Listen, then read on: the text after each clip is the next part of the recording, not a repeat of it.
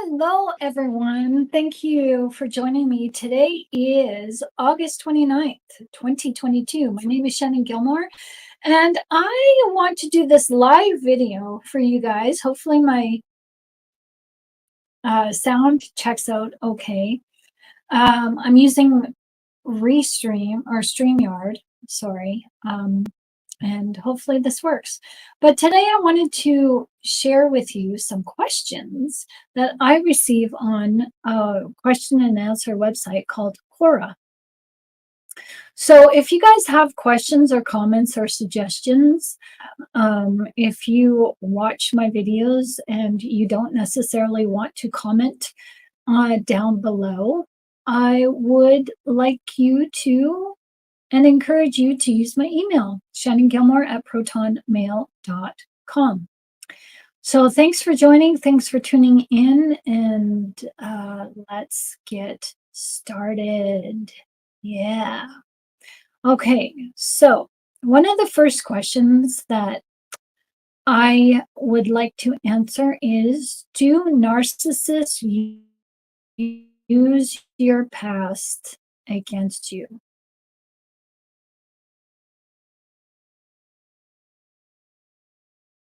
Mm. In a word, oh, for it to load. There we go. Okay. Answer is as follows. As I'm reading this from the Quora website, you can find me on Quora and Shannon Gilmore. Just Google my name, Shannon, Gilmour. Do narcissists use your past against you? Yes, they do. They see your past events as weaknesses. They do not see how you have overcome them. They instead see how you have kept memory of them. And so that they assume that because you have memory of them, they assume that these past events still haunt you in some way. That has to do with them. That's a projection for them. Most often, your memories do haunt you, but our past is not meant to hinder us, but it does. However, instead, to see how far we have come in our growth as individuals, narcissists see where we are stuck. And they assume that those past weaknesses and hindrances are what is keeping us stuck now. And sometimes they are, but not in the way that the narcissist thinks or wants. See, the narcissist is incapable of addressing their past, as they often deny their past as they view challenging events as hindrances for them, as these hindrances are exposing their vulnerabilities, and that just cannot happen. So a narcissist, they hate appearing weak, and they love it when you do. They love it when you confide in them, because you don't know that you're exposing your weakness to them, as they now see you as vulnerable. Having vulnerabilities is detestable to the narcissist. It's something that they cannot handle, and so they avoid. So how they avoid is they deny their past, they deny their pain. They acknowledge that, okay, bad things happen to them, but it doesn't hurt me. They're very cold and callous, and they have stone walls put around those things that would hurt them or that do hurt them. And they use ignoring and deflecting and avoiding as coping mechanisms. So the narcissists, they use your past against you in attempts to make you feel disgusted with yourself. This is a form of projection because they want you to feel what they're feeling. They want to level you on the same playing field as they are. They want you to feel as bad as they feel. And when you feel as bad as they feel, oh, they go for the jugular then. It's like, you know how the villain in a story hurts somebody who is unarmed? That's exactly what the narcissist does.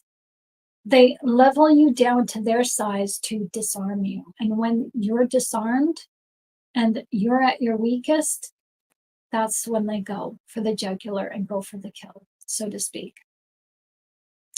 They want you to feel raw with guilt and shame as they use what was meant to harm you, to keep you at a lower position than the narcissist. I'm so sorry. They want to keep you at a position lower than they are.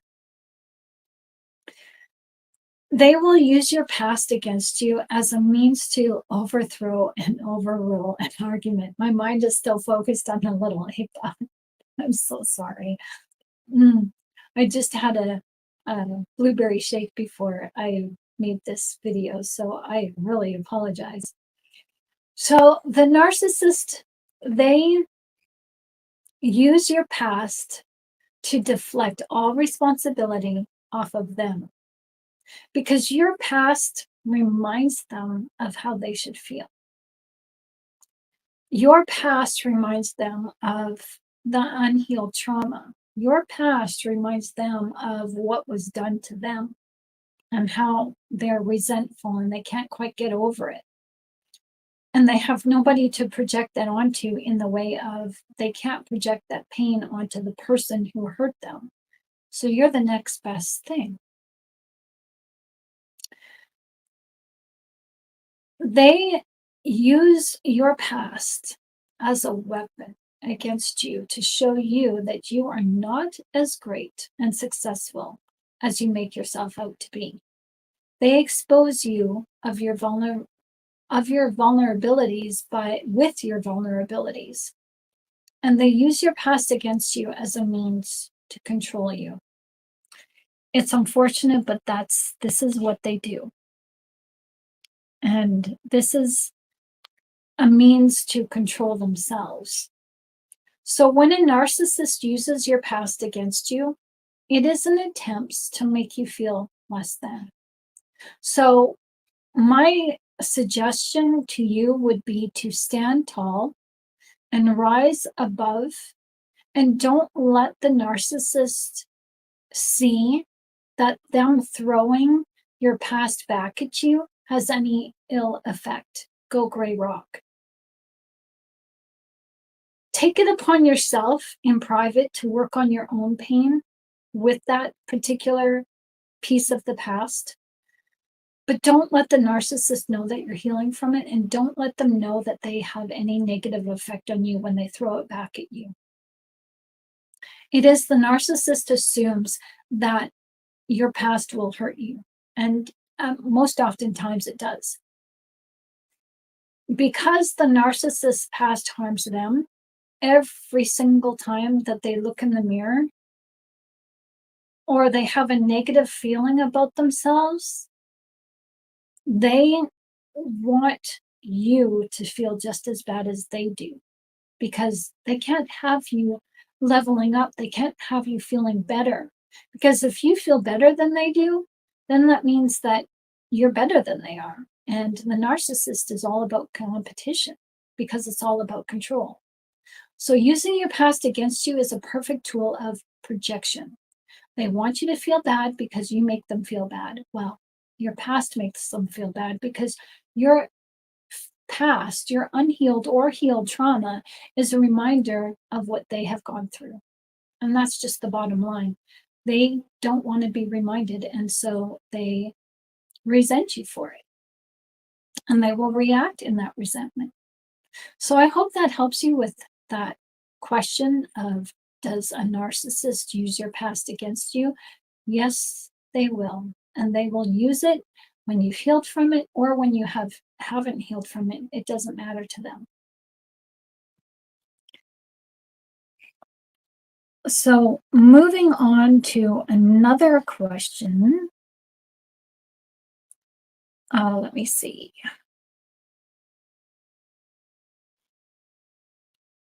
There's a lot of questions that I have yet to answer. Oh my goodness.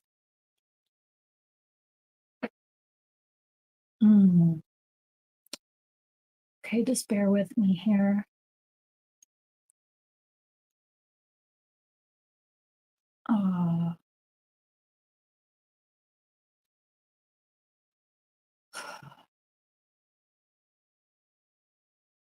Okay, here's another one from August 17th. Do narcissists have individuals who experienced childhood trauma, just like many of us have?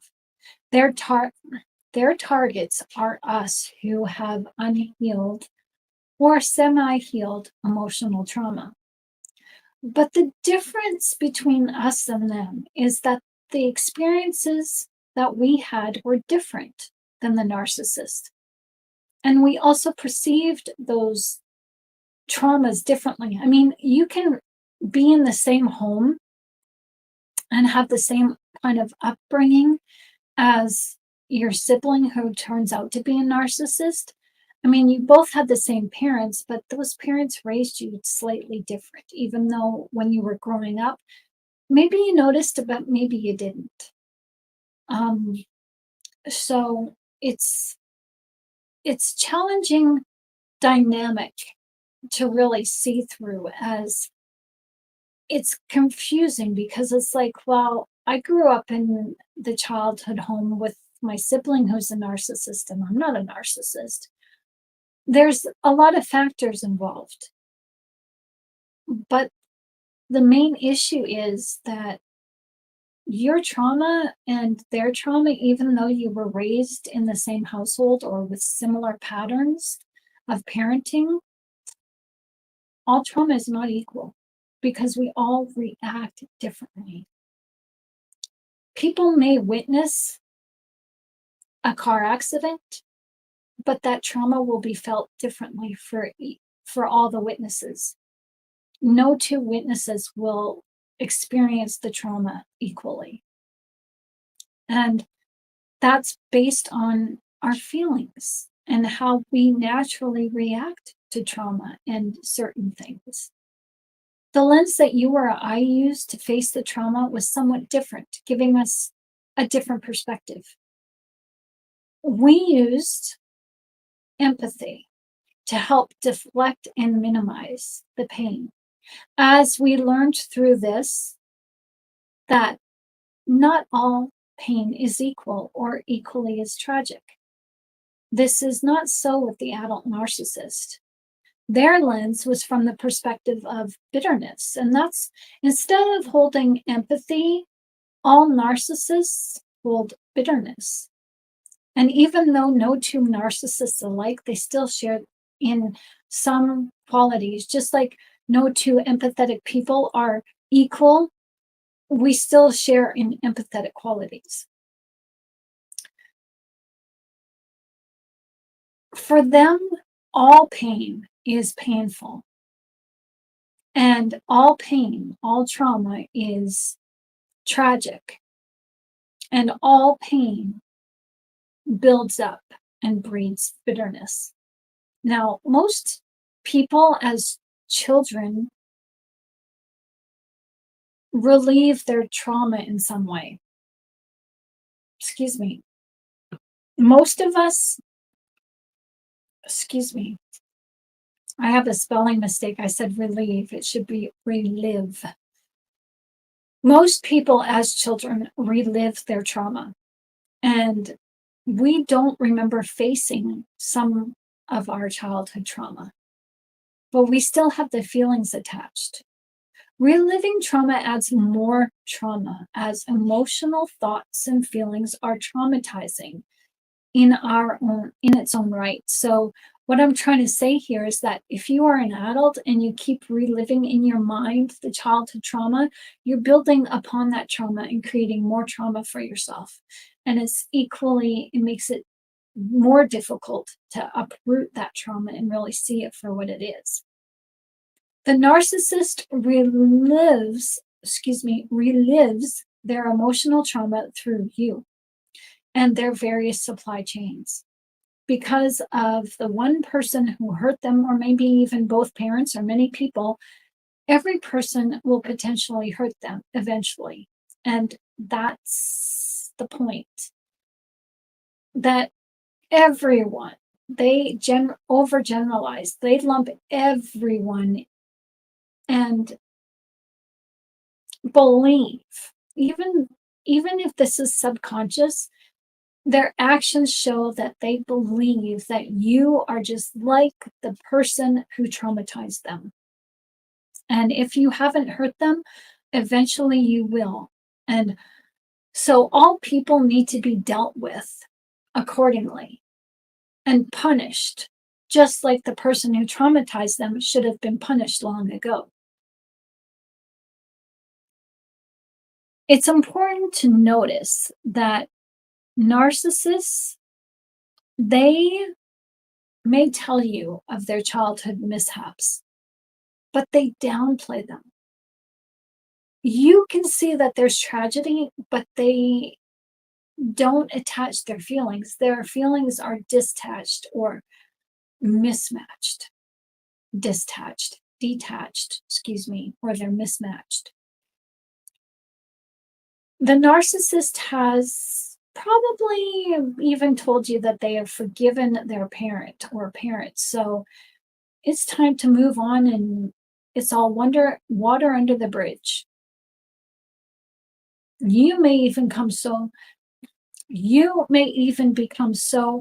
frustrated at how close the adult narcissist is to their traumatizing parent, but you can't understand why the narcissist can't see this. You can see the controlling dynamic and how toxic this relationship is. And yet, if you say anything, the narcissist will defend their parent. Well, if you know anything about trauma, you know now that the narcissist goes through some of the same responses as we do. They go through the symptoms of abuse, such as attachment disorders, fawning responses, Stockholm syndrome, PTSD, just to name a few. The narcissist cannot bear to feel that burden of abandonment and rejection all over again, so they will cleave to the parent who traumatized them. And they will defend the parent that hurt them the most. They may even rage at anyone who speaks badly of their parent, especially when the parent is deceased. See, now narcissists, they suffer trauma as they cannot cope because they do not have the skills to do so. They lack empathy that eases the burden of guilt, shame, and bitterness. Instead, they cover up guilt and shame by wearing your mask. They see good qualities in you and mirror or project that back to you. What they're trying to do is to gain acceptance from the one person of their past through you. That one person, that parent that could not accept them as they were. So the child had to wear a mask. And as a child, the narcissist learned how to please the parent by mirroring the parent. And this is the narcissist's learned behavior. But this has also caused the narcissist to resent the parent because the narcissist is unable to be themselves. And they continue this charade because they know nothing different. And they end up resenting you for making them do something against their will. But you didn't force the narcissist to be someone other than who they truly are. They made this choice all along. And their choice to mirror you is now a habit born out of trauma. But they can't see that. They instead blame you because they can't blame themselves. To do that, to blame themselves, means that they have to admit that maybe their mommy was right. They are bad and they need to change. It's a childhood tragedy relived all over again by habitual thought patterns that breeds action. The child narcissist was not accepted, and they did not receive conditional love, and they grew up feeling that, and now as an adult, that feeling is now instinct. We, the targets of the narcissist, are fighting a battle for them that we can never win. We can't understand them enough, love them enough, help them enough. We can't do the work for them. And that's probably why we hang on, is because we think if they just see our kind nature, then they'll change. No, they have to see that for themselves by becoming that for themselves. It's too late for help to come for the most narcissists, because the heart of a narcissist has turned to stone as their understanding is fixated on one thing: control. They are stuck in their primitive brain as their frontal lobe development is permanently stunted. Rational thinking centers are shut down as they are shut off, and the inner brain is now in control. The inner brain controls the fight and flight responses. And this inner brain is rooted in self-preservation. It's called a primitive brain, or the reptilian brain, the animalistic brain. The narcissist is stuck in this type of thinking, and you can't help them out of it. Those things that you witness the narcissist do, those self-destructive behaviors, well, they come from the inner brain, as this area is rooted in survival and nothing more and nothing less. To fight, to flee, to engage in sexual gratification, that's all the workings of the primitive brain. And it's not up for you, this is a sideline note, it's not up for you to say, okay, well, I understand that now, so let me just offer them some sympathy, and they can't help be what they're going to be, but I'm going to love them anyways. No, you're just going to end up hurting yourself and traumatizing yourself. And you don't deserve. You are a person who walks and talks and lives using your frontal lobe, using your inner brain when it's needed, but also your outer brain, your brain that holds compassion and love and kindness. Are you going to love a wild wolf and say, oh, it's okay, he bit my arm, he didn't mean to, he's just being who he is? But then you have an arm bitten off, so that's detrimental to your survival out in the wilderness, and you're now one arm short and you can't wield an axe. How are you going to hunt now with one arm? By loving a wild animal who cannot love you and show empathy back, you are putting yourself in harm's way.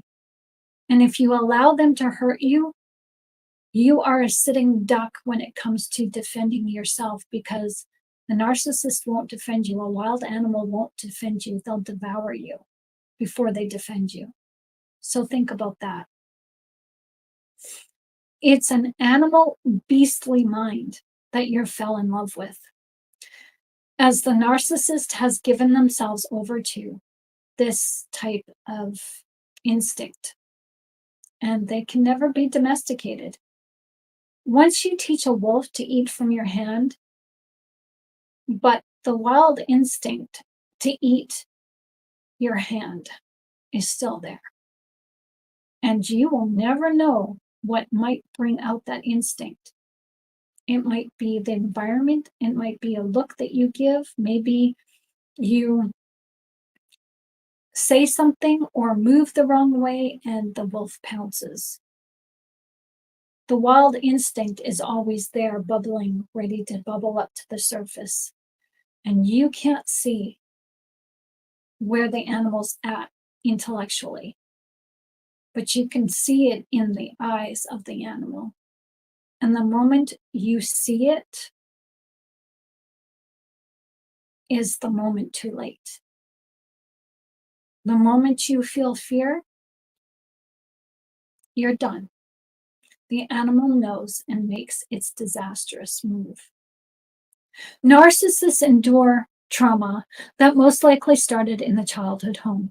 They suffer emotionally from that trauma every single day of their lives. And instead of facing those emotions like you do, they project those emotions onto you to punish you for something someone else did. You become the stand-in parent for making them feel those feelings they felt as a child. We can only learn to understand this behavior of the narcissist so that we can learn to understand ourselves, to heal ourselves. When we heal ourselves of our tragic past, the cycle of abuse stops, as the narcissist will have no one else to hurt. They will have one of two options. They'll be forced to look at their own pain and heal, or they will be forced to look at their own pain and minimalize, and self-destruct. As sad as this is, it's the narcissist's responsibility to see themselves for who they are, just as it's your responsibility to see yourself for who you are. And until they are ready to face the trauma by facing themselves, by facing the pain, they remain hopeless and helpless. I know that this answer is more than what was asked for, but in offering this answer, I hope that this has provided you with information to help you on your healing journey. So these are just two of the answers that I shared with you on Quora. If you have comments or questions, or you would like me to follow you on Quora, then please find me at this email address or make a comment below.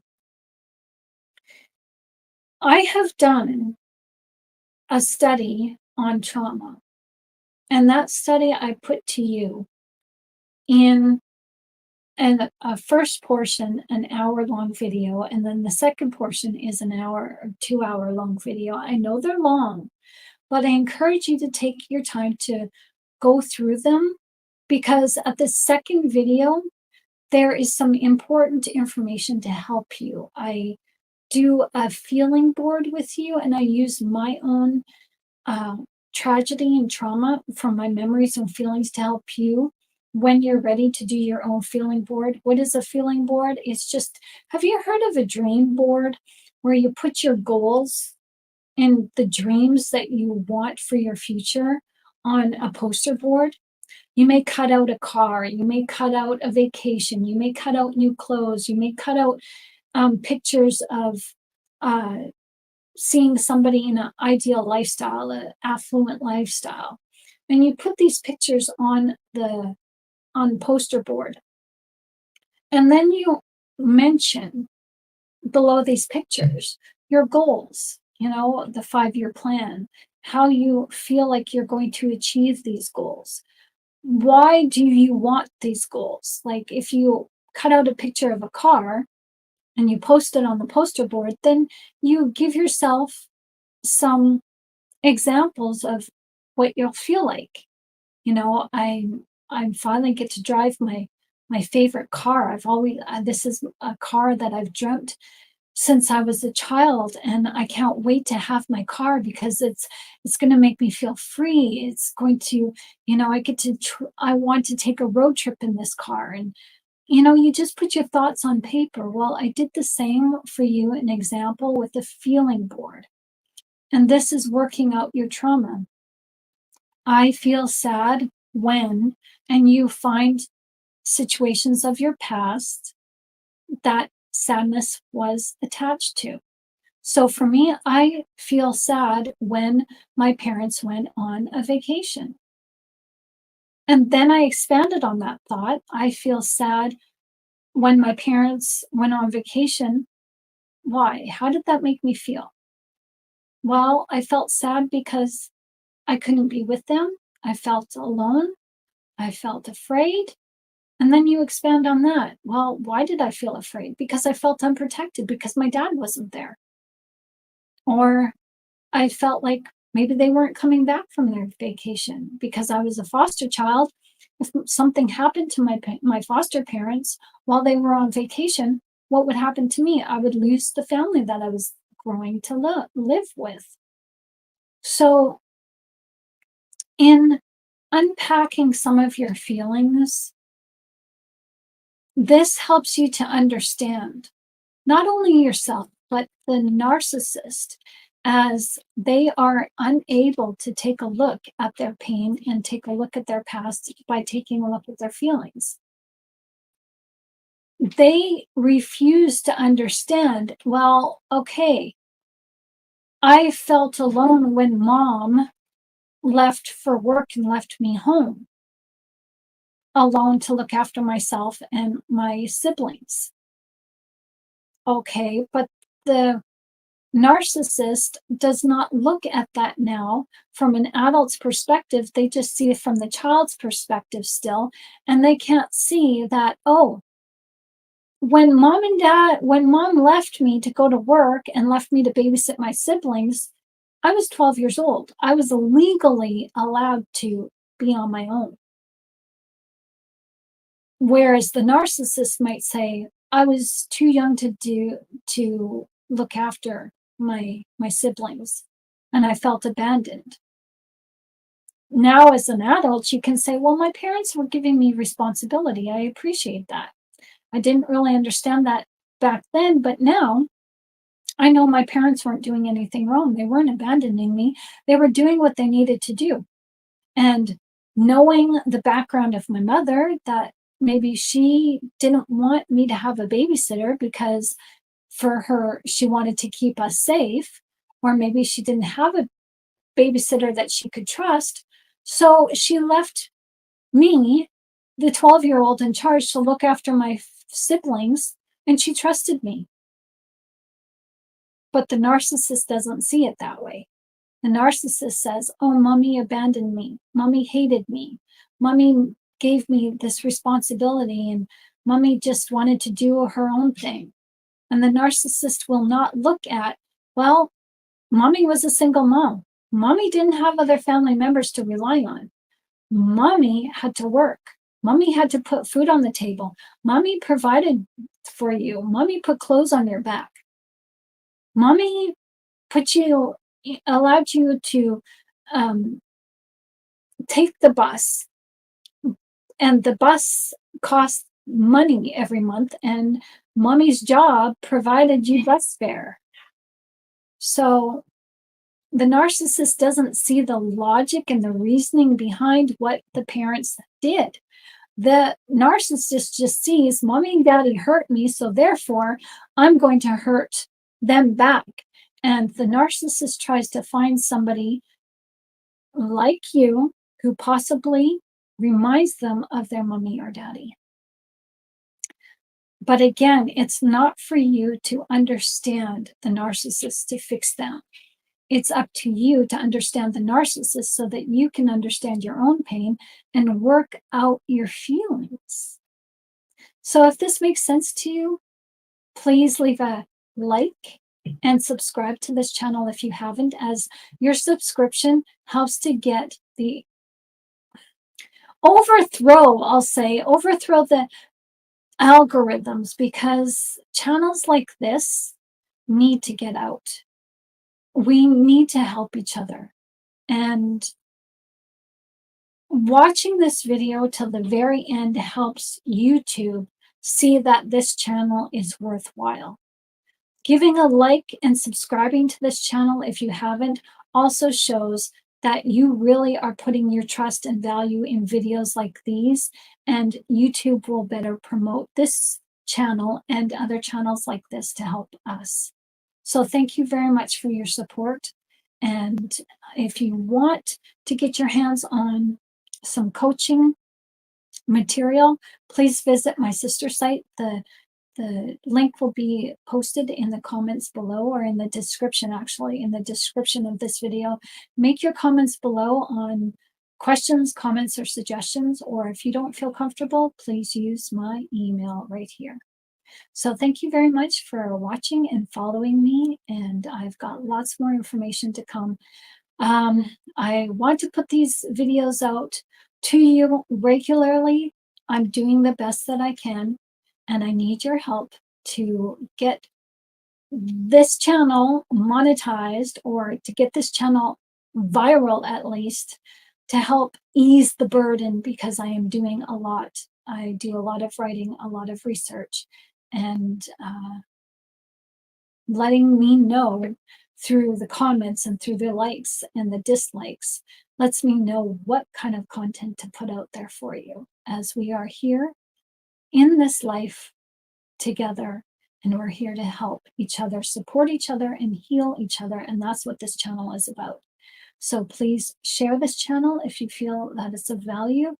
And thank you again for watching. Be blessed.